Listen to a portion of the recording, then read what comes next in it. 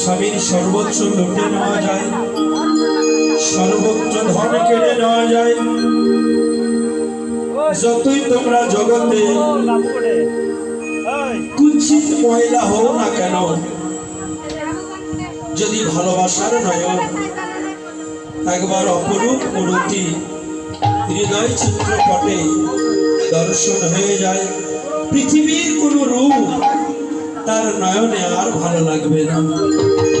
তাই ওই জায়গাটা জানতে গেলে, ওই মন্ত্রটা জানতে গেলে তোমাকে শ্রী গুরুর শরণ আশ্রয় নিতে হবে। আশ্রয় নিয়ে যেবা ভবে তারে কৃষ্ণ নাহিতা যে, আর জীব সকল মরে অকারণে।